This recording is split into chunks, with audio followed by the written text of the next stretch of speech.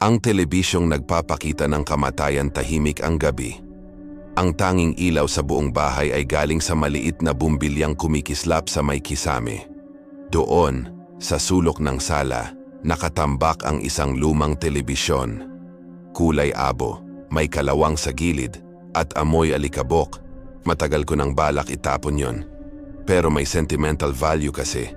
Pamanang naiwan ni tatay bago siya bawian ng buhay. Kaya kahit hindi na gumagana, hinayaan ko na lang sa sulok, para bang bantay ng bahay. Tuwing gabi, bago ako matulog, napapansin kong umiilaw yung pulang ilaw sa gilid ng TV, kahit wala namang kuryente. Sabi ko, baka grounded lang o sira. Pero sa tuwing lalapit ako para patayin, kusa itong namamatay. Parang may isip.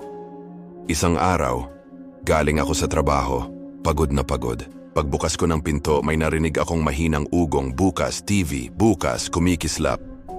Pero hindi normal ang palabas. Wala akong kilalang istasyon. Wala ring tunog ng balita, drama o pelikula. Ang nasa screen ay isang madilim na kalsada. Para bang CCTV footage. May isang lalaking naglalakad, huminto, luminga, at biglang may sumaksak sa kanya mula sa likod. Napaatras ako, kinilabutan. Kinabukasan, habang nanonood ako ng balita sa cellphone, nanlamig ako. Yung lalaking pinatay kagabi sa screen, na balita, totoong tao. Patay.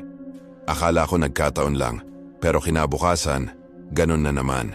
Bukas ulit yung TV.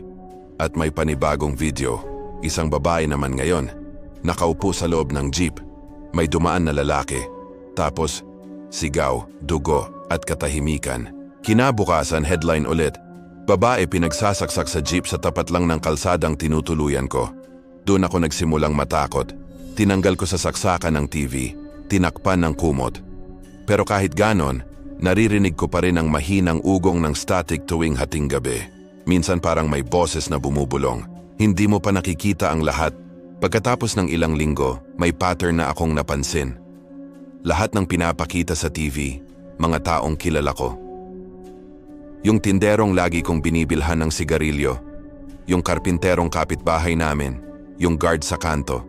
Lahat sila nakita kong namatay sa TV bago pa lumabas sa balita ang bangkay nila. At isang gabi, habang papatayin ko ulit ang TV, napansin kong may bagong palabas. Malabo pa, parang CCTV ulit. Pero yung bahay, pamilyar. Bahay ko. Pinilit kong kalmahin ang sarili ko. Baka hallucination lang. Pero nang makita ko sa screen ang kama ko, at ako, natutulog, doon na ako nanigas. May boses na narinig mula sa TV, parang galing sa loob. Gisingin mo na siya, malapit na.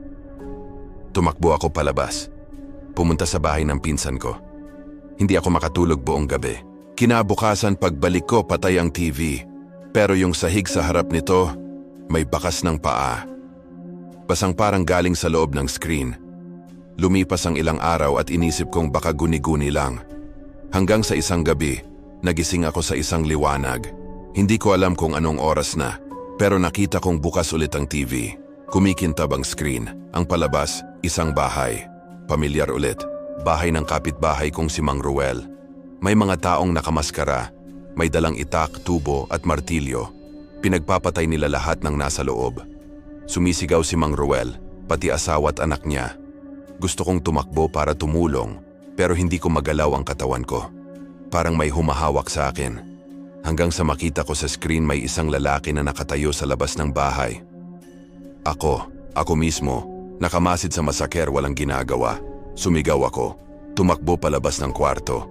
Pero paglingon ko, yung TV, patay. Walang ilaw, walang tunog. Pagkatapos ng ilang minuto, narinig ko sa labas. Mga ambulansya, mga pulis, mga tao. Lumabas ako at nakita ko ang bahay ni Mang Ruel. Sunog, walang nakaligtas. At sa tabi ng bahay nila sa damuhan, may mga yapak. Parang galing sa sarili kong sapatos. Kinabukasan, habang iniimbestigahan ng mga pulis, tinanong nila ako kung nakita ko ang nangyari. Hindi ako nakasagot.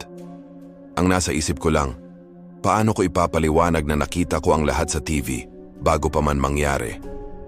Pag-uwi ko, pinasya kong sirain na yung TV. Kinuha ko ang martilyo, pinasag ang screen. Pero pagbagsak ng martilyo, biglang nag-on ang TV. Kahit wala ng kuryente, lumabas sa screen. Ako ulit. Nakatayo, may hawak na martilyo at sa likod ko na isang katawan. Lumingon ako sa likod. Walang tao. Pero sa sahig, may bakas ng dugo. Bumulong ulit ang TV. Matagal ka nang nasa palabas. Hindi mo lang alam. Pagmulat ng mata ko, nakahiga ako sa kama. Parang galing sa mahimbing na tulog. Pero iba ang paligid. Dilim. Walang ilaw. Sa harap ko, yung TV. Bukas. At ako pa rin ang palabas. Pero ngayong pagkakataon, nakikita kong may mga pulis sa labas ng bahay ko. May mga bangkay sa paligid. Hindi ko alam kung panaginip pa o totoo. Hanggang sa bumuka ang bibig ng lalaking nasa TV. Ako. At sabay naming sinabi, wala nang palabas pagkatapos nito. Kinabukasan, dumating ang mga investigador. Ayon sa ulat, natagpuan nila akong nakaupo sa harap ng TV, nakangiti, walang malay. Sa paligid, may mga bakas ng dugo at ang TV patuloy pa ring tumatakbo. Ang palabas, mga mukha ng mga kapitbahay ko, isa-isang pinapatay. At sa dulo ng programa, lumabas ang mensahe, salamat sa panonood hanggang sa susunod na buhay.